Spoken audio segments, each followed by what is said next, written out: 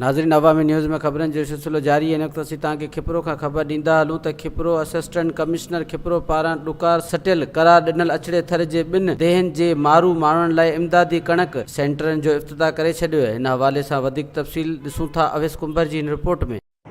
अछड़े थर जे ॾुकार सटियल करार ॾिनल देह राणक ॾहर ऐं देह राणाऊ जे रहवासियुनि खे इमदादी कणक पहुचाइण लाइ असिस्टेंट कमिश्नर खिपरो नज़ीर अहमद अबड़ो पारां कणक जे इमदादी सेंटरनि जो इफ़्तिताह कयो। ए महीने असांजो फर्स्ट फेज़ शुरू थियो कणक जो, जंहिंमें टोटल जेके हेड ऑफ फैमिलीज़ हुआ असांजा 5753 हुआ। उन्हनि खे असां जेको आहे सो ॾिनीसीं, पर ट्रांसपोर्टेशन न हुअण सबबु जेको आहे सो उतां डिस्ट्रीब्यूशन मीर प्रकाश मां ई कई, उतां किपरे मां कईसीं। हाणे गवर्नमेंट ऑफ सिंध पंहिंजी कमिटमेंट तौरु जेको आहे सो ट्रांसपोर्टेशन मुहैया कई आहे। सो अॼु खां असांजो इफ़्तिताह थी वियो आहे। जीअं असां तव्हांखे ॾिसो था मऊ ठाकुर में बीठा आहियूं सेंटर ते, हितां खां अॼु पंहिंजे जेको आहे सो सेकेंड फेज़ जो इफ़्तिताह कयो आहे। ऐं हिते टोटली जेको आहे सो 83 जेको आहे सो अफेक्टीज़ आहिनि जिन खे असीं कणक विराई आहे। ईअं वरी अॻिते हलंदासीं, जेके बि सेंटर आहिनि टोटल 44 सेंटर असांजा किपरे में ठहियल आहिनि।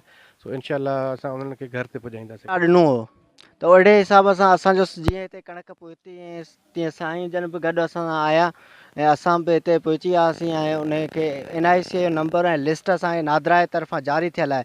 उन हिसाब सां जंहिं ग़रीब जो आयल आहे उनखे बिल्कुलु मिले थो पंहिंजो हक़ हिसाब सां पूरे नमूने सां उन्हनि खे मिले बि सवले नमूने। ये ॿार खां असीं इनखे डोनेट करियूं था खणी असांजा नाला आहिनि। हा, 4 कोन 5 आहिनि, 3 हीअ आहिनि, ॿिया 2 घुराया आहिनि, उनखे करियूं था खणी ग़रीब वञनि। असिस्टेंट कमिश्नर नज़ीर अहमद अबड़ो जो चवण त अछड़े थर जे रहियल सेंटरनि ते बि जल्द कणक पहुचाई वेंदी ऐं ॾुकार मुतासिरनि माण्हुनि खे घर वेठे कणक ॾिनी वेंदी। अवेस कुंबर, अवामी न्यूज़, खिपरो।